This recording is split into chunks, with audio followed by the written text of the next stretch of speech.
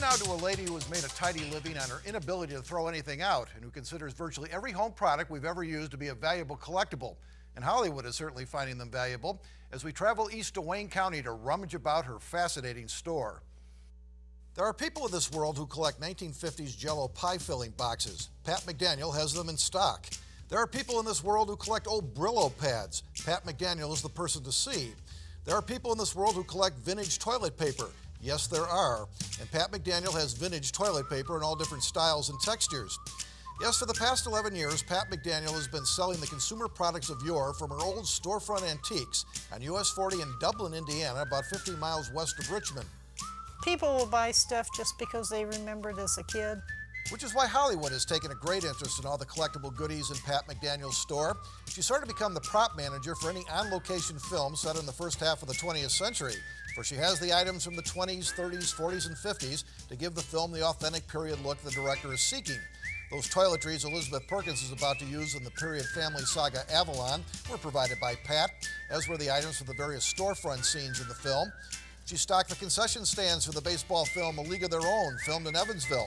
This Hornet's Nest is a veteran of two films, The Rocketeer and The Sandlot. These wicker suitcases were used in 8 Men Out, the 1988 movie shot partly in Indianapolis, and where Pat's Collectibles made their film debut after Pat made inquiries through the Indiana Film Commission. Since then, Pat has supplied props for 15 films as producers buy or lease old products from catalogs she supplies. It has gotten to the point they rely on my expertise to just tell me the dimensions of a building and or a room that they're using, and then just give me a budget and tell me to work with it. Pat, of course, makes a point of attending the films her products are starring in, but often exposed to the indignities that is the lot of the supporting players. I can spot them pretty quickly, and a lot of the things will end up on the cutting room floor. But that doesn't bother me as long as I've sold the material. And this gives Pat the opportunity to once again do what she likes most about antique anything. I love to go out and hunt. Anything, anywhere, and everywhere. Not shy about crawling through the dustiest of attics and the grimiest of cellars to come up with the consumer relics of yesteryear. And now putting her emphasis on drugstore antiques, combing through expiring drugstores throughout the land to come up with the tonics, elixirs, and potions that promise to cure whatever ailed us. From the fast-acting cold cure Musterol to the three-way cough medicine Histopro, to nature's little roto-rooter, Prunelax, medicines that held great promise until the marketing department got a hold of them. Thanks partly to Pat McDaniel's price guide book, Drugstore Collectibles, this corner of the collectible market has gotten quite competitive and much pricier than Pat can recall when she first started. When I first started collecting, I could go out with $50 and fill a truck or a car. Now, $1,500 to $3,000.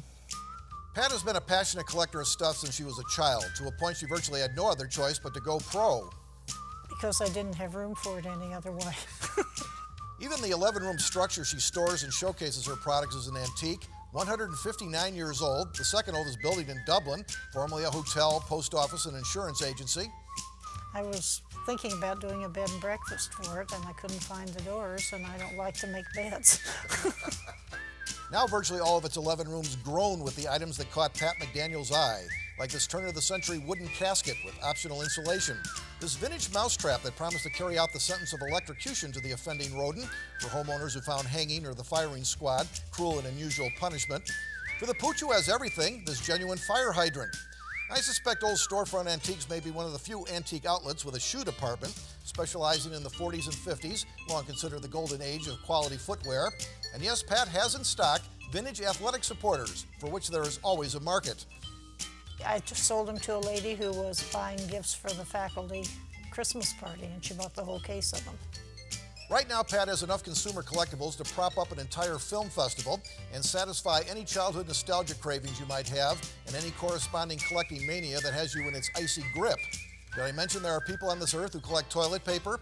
Yes, there are, and they know where to come to find what they need.